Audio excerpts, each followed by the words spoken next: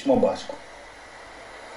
Хата деревенская, зима, электричества нету, 50-е годы. Батька его где-то лобзиком валит сосну в Сибири, мать молодая. Вот. И вот 8-годовый хлопчук, его сын Петрусь, пишет тихим зимовым вечером письмо. Добрый день, мой татку. Пише сын Петрусь.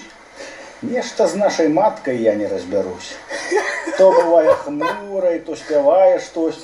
Потом реже курой мусить буде гость. Гость приходить дядьку.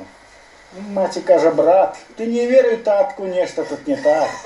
Як у своїй хаті, гэты рыжий гад тиснув нашу матку, да не так, як брат. Анекдоты сыпал, а за столок сел, все зараз повыпил и все поел.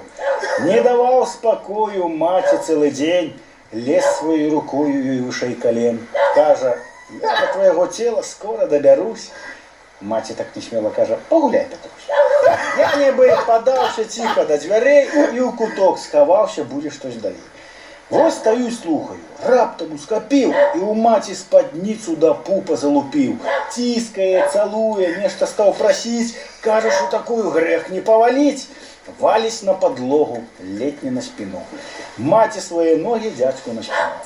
Гэтак ускопив у жорсткій боротьбі і з усієї сили тяне до себе. Я гляжу с подякой, так ему, так. Дядька крутит с ракой, да не устать не я. Вось побуракалися, знову посели жрать. Потім не уздымали, певно будуть срать.